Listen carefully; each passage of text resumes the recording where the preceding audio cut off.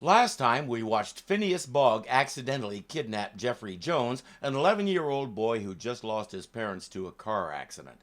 Bogg is a Voyager, someone trained to travel through time and fix things that need fixing. Too bad he didn't pay attention in class because he knows history like I know how to build a working starship, single-handedly. They helped get the Wright brothers back on track toward inventing the airplane, and then found themselves at the Battle of Hastings, except the combatants are using cannons. There were no cannons at Hastings, they hadn't been invented in the West yet. Let's see how that plays out.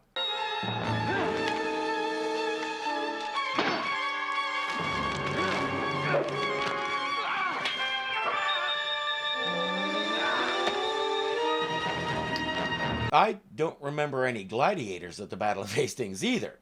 No, unlike the time tunnel, that wasn't a cliffhanger. We're going to leave that thread where it fell and pick up something else. Minor spoiler, the guy with the blunted trident is named Spartacus. A nobleman named Cicero and his sister Octavia are trying to decide which gladiators to buy. Oval fight, my friend.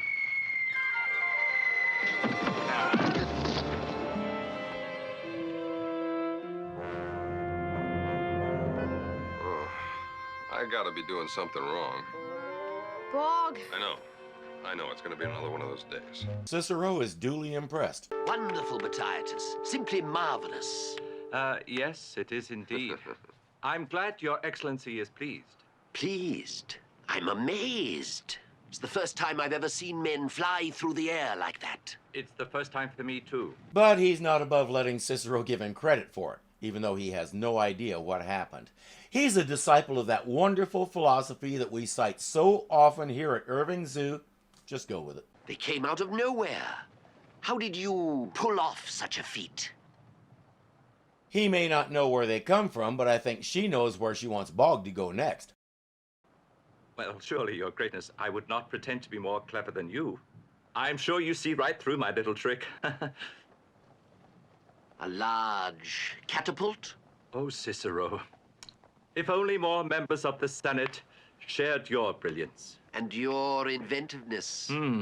They introduce themselves while Batiatus hems and haws around about how they must have been captured from one of the outer provinces since they have such strange names and clothes. In spite of the context here, I like Batiatus. He knows how to think on his feet. The small one is cute, isn't he, Aunt Octavia? Yes, he is. Very cute. Jeffrey has a fan, too. Her name is Calpurnia. She's Cicero's daughter. I'd like to see them fight as a pair. Against that gladiator we saw this morning. Tamaris. Yes. And I'd like to see them fight to the death. You have to love how human life was so cheap to these people. You also have to love how they're speaking English even though we're in Italy around 70 BC. I wonder if we're ever going to explain that. For now, the ladies don't like that idea. Neither does Batiatus. He points out that his school trains gladiators for sale, and it's hard to sell a dead gladiator. Cicero says, then not to the death, and I'll buy the winner. And of course, I want to buy Spartacus. Bog, it's Spartacus. What? Spartacus led the first slave revolt in history. He led it from Capua, 73 BC. I knew you'd come through. The trouble is, Cicero's going to buy him and take him to Rome. He can't lead a slave revolt in Capua if he's fighting in the arena in Rome. That means they have to win this fight and get themselves sent to Rome with him so they can get him out and get him back to Capua. First things first. Here are your weapons. You expect us to fight with these? At least give us some shields. The Romans had a great sense of humor. If I'm Bogg, the instant the fight starts, I go knock out one of those guards and take his weapons. Especially since they have to fight Christopher Columbus? Can't be human. David beat Goliath. I was there, kid. It was a lucky shot. Oh, he's a barbarian of some denomination. So he is Christopher Columbus. Bogg wants to fight him alone and protect Jeffrey, but he can't do much with a stick. Jeffrey pulls out the oldest trick in the book. Now, Bog, now! No. We did it. I told you we would. The bigger they are, the harder they fall. Yeah, the big ape. Now it's on to roll. You knocked him down, but not out. This isn't over. Easy, I'm afraid of heights.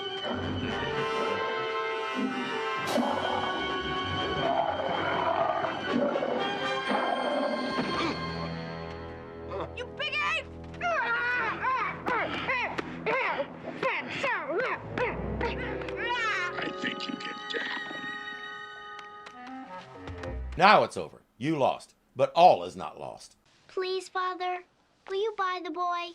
You promised me that you would buy me my very own slave for my birthday. But that's not for 6 months, dear. Go ahead. Buy him. And buy his friend, too. I have a feeling his good looks will attract the woman of Rome to the arena. Yeah, we know of at least one woman of Rome who will be paying very close attention, and not just in the arena. See, I told you it'd be much more fun having me as your friend instead of your slave. Until now, I've never had a friend, only slaves. Well, now you have a friend. And I'll do things for you because I want to make you happy, not because I have to. Little known fact, Geoffrey saying this in 74 BC is what inspired James Taylor to write You've Got a Friend. You know it's true, you just heard it on the internet. She says, I want to do something for you. He says, there is something, but it's a really huge favor. Hey, kid, where'd you get the fancy clothes? Never mind that. We're getting out of here. Who's this? Don't worry, he's one of us. Where'd you get the key? California's gonna show us a way out of the house. What about the guards? Don't worry about that. We'll slip the Mickeys. What's a Mickey? It's something that means you can get past them. Quit asking questions and move. Another guard has already discovered the guys they drugged. Gladiators have escaped. Get them. They need a place to hide. I'd suggest doubling back to the house, hide somewhere inside, and have Calpurnia cover for you. They're not that clever. I want Spartacus back alive. The others, I don't care. Yes, my lord. If you have them killed, your daughter and your sister may not speak to you for a month. I'd think carefully about that decision. Spare your life, Spartacus, to die another day in the arena. I'd like to take you with me. What about us? You? You and your friend aren't so lucky. Take them both out and make an example out of them. Come on, kid. I'm right behind you. If they can lose themselves in the chaos of the marketplace, they might have a chance. Throw it in the oil. What is that stuff? Olive oil burns great, huh? Nice stuff.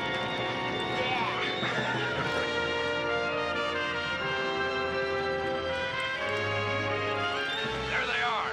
Uh-oh. Olive oil doesn't really burn that quickly, but this olive oil was mixed with a healthy portion of sterno. Gives it a whole different flavor. There's no way out, kid. So hit it, Hog. Hit the Omni. I want to see how they're going to explain that to Cicero. Missouri, 1847. America. It's nice to be home. All countries the same to me. All have excitement. All have women.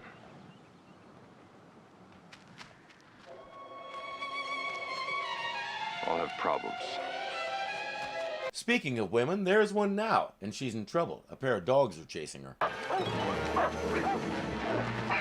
It's okay, come on down.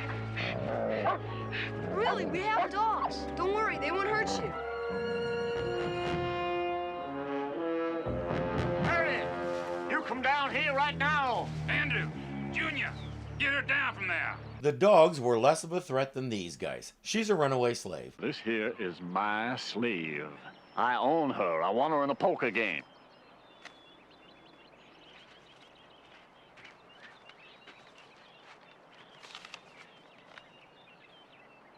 Harriet Tubman. Destined to become a very famous runaway slave. Bog, we have to help her. Harriet Tubman was an escaped slave who worked on the Underground Railroads.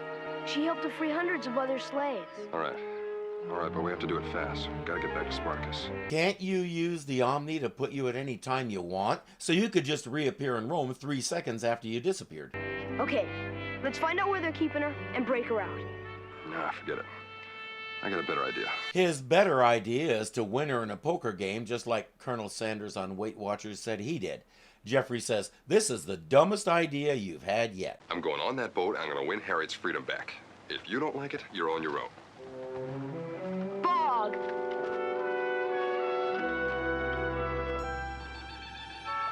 Smart grown-ups give me a pain. Jeffrey still wants to do it his way, but he can't do it alone, so he's not sure what to do. 8, 9. What you doing? 10? Counting the herd. Herd of what? A herd of frogs. I had 16 head yesterday. I think one escaped in the night. What do you do with them? Jump them. See which one can jump the furthest. That is not how that contest... His name is Sam. Too late, Jeffrey will learn that his full name is Sam Clemens, later known as Mark Twain, one of the greatest American writers ever and one of Jeffrey's all-time favorites. Jeffrey explains his dilemma. We saw a runaway slave get captured this morning. I want to go back and help her escape again. But my friend won't help me. He says it's a bad idea. Well, I have to go along with your friend there. Ain't right to help a slave escape. Jeffrey says, would you want to be a slave? Sam says, of course not. Jeffrey says, then why is it all right for someone else to be one? I don't know, it's just... I've seen colored folks as slaves all my life. I just kind of got used to it. It just seems natural. I like the way we're hitting this head on. Sam there explained why so many social evils are so hard to eradicate. It's always been that way. It's the natural order of things. Those people are different. They have to be changed to our way because it's the way God dictated it. And if they won't cooperate, they have to be forced into it. They have to be converted to the right way. I'm talking, of course, about being left-handed in the Middle Ages. Well, it's not natural. It's wrong. One day everyone's going to see that. It's going to be illegal in every state. Well, I still don't know if slavery's right or wrong. But like my mom always says, I'm not one to put down a chance to get into trouble. So if you're gonna break that slave out tonight, well, I'll help you. And we have two boys looking to get into some mischief. I wonder which one is destined to be Tom and which one is Huck. On the boat, Bog has challenged Doc Holliday's grandfather's ghost to play poker. All right. 5-card draw. Jack's to open. Card what? Draw. What are you gonna do? 2 no trump. Jeffrey and Sam are watching at the window, and it's time for Jeffrey to come to the rescue. You're not supposed to be playing bridge. You're supposed to be playing poker. Poker? What's that? I thought you said you were a card expert. Yeah, cards, not poker. But poker is cards. You know, 3 of a kind, straight flush, full house. Schnibbits. Gesundheit. Schnibbits. Sausages. I played that game in Hungary, learned it from the gypsies. Bog, give it up. Harriet's on board ship. We can break her out. Are you kidding? Now that I know what game we're playing, it's a cinch. Last time I played Schnibbits, You watch your language. won 12 goats. Don't ask what he did with them. The boys will have to do this on their own. First order of business, the guy guarding the door.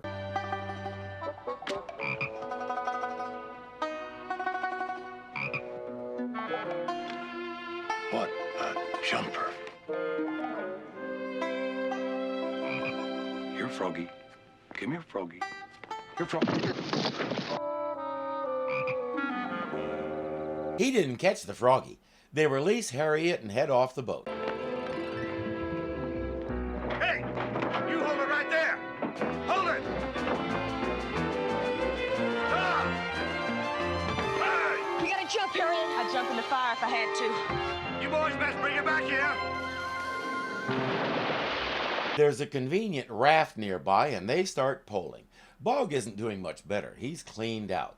Beauregard McNasty learns that Harriet has escaped, and he says, I'm tired of this. Tell the sheriff to hang her. Bog can't let that happen. He'll play one more hand for her ownership. But he's out of money. And this. What in the world is this? Their rare pocket watch. I guarantee you'll never see another like it. He's also out of his mind. He's betting the Omni. If he loses, they're stuck in Hannibal, Missouri in 1848. Well, at least Jeffrey has a friend. I still don't see why we didn't stay on the raft. The only way that raft can go is downriver. And downriver's south. And that gets us deeper in slave territory. I got a place up the road that we can stay for the night. Two friends, actually. Harriet and Jeffrey want to keep moving, but Sam is deathly afraid of a crazy Injun out there who picks up people and eats them. Riding down a raft on the river with an escaped slave, trying to avoid the crazy Injun. This all sounds so familiar.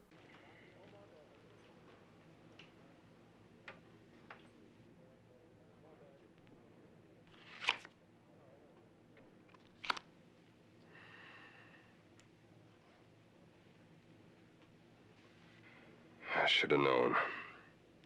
Queens have always given me trouble. You mean a pair of deuces isn't good? How many times you been on the run? Lots. I'm trying to get back to Maryland. Join a thing called the Underground Railroad to help slaves like me get to the north. Heck, you don't need no railroad. We'll get you your freedom. It's not a literal railroad, Sam. If it was, these southern whites would never let a black person get on it. I'm not going to the railroad to be free. I'm going to work to help other slaves win their freedom. Slavery. It's the worst thing one human being can put on another. I won't rest till there's no such thing as slaves. I think young Sam just hit a turning point in his life. It's amazing what getting to know another human being can do for your perspective on things. I hear footsteps. It's Injun Joe. No, son. It's the law. Bog has 2 pair, deuces and 4s. Jefferson Davis's forgotten nephew has 3 queens. It all comes down to the last card, and we see the sun rising as the sheriff marches his 3 captives up the street. Well, good work, Sheriff. Well, what do you want to do with him, Mr. Bastain? Hang him? Nobody's gonna be hung. Bob! Bog says she's a free woman. You can't hang a free person who's done nothing wrong. He's right, Sheriff. He won her from me a couple hours ago in a game. That fool woke up the justice of the peace just to sign her freedom papers. The sheriff says, it's all in order, let him go. The law is the law. Bog, you did it! Yeah, pulled a full house of 3 ladies. Praise the Lord.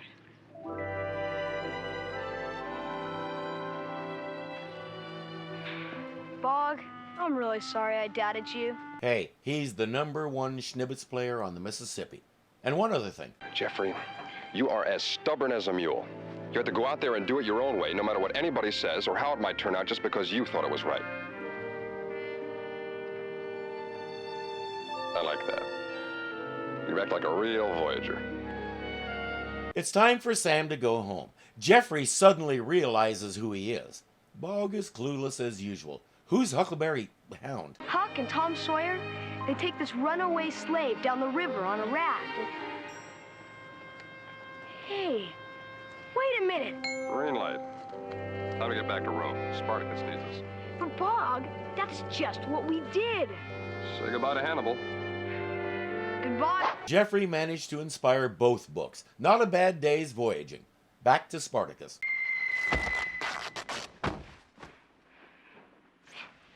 Bog. Ah! I hope I didn't wake you. You big hunk of slave. Or at least the general vicinity of Spartacus.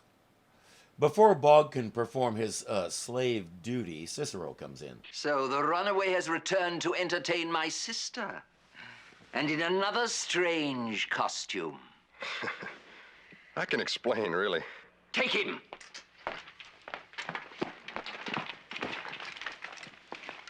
I guess she doesn't have anything to say about it. He says he'll spare Jeffrey because his daughter is attached to him and it would break her heart. But Bog will get to entertain Rome. In the arena. In a fight. To the death. With Spartacus. You figured that out 3 sentences ago. I've been trying to find out whether this show used already existing footage the way the Time Tunnel did, and if so, what this is from. I haven't been able to find anything, so if you know or have some sources, please let me know in the comments. In the dungeons, Bog is trying to convince Spartacus that neither of them has to die today. There will be a way out. There will be a slave revolt in Capra, and he will lead it. Spartacus doesn't see how. Absolutely not. But I told you, Calpurnia, you're our only chance. I helped you escape once, and if the guards had caught you, I would have lost you forever. But I told you I'd come back, and I did.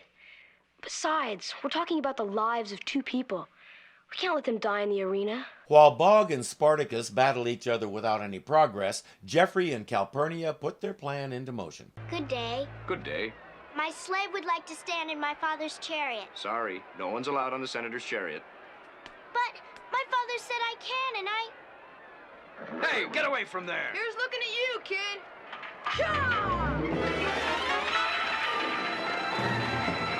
The motion of a speeding chariot. Don't worry, that guy won't hang on. Jeffrey speeds toward the arena. Kill me, Spartacus. Give the Romans what they want. Always be their slave.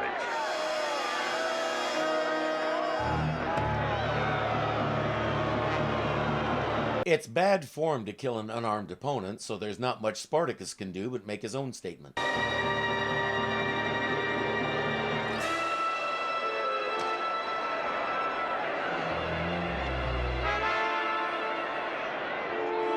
I think she's enjoying her brother's embarrassment. Too bad she's not enjoying it enough to intervene for Bog, because Cicero just ordered them both hung on the same cross. A pair of soldiers come a-running. But not for the reason you thought.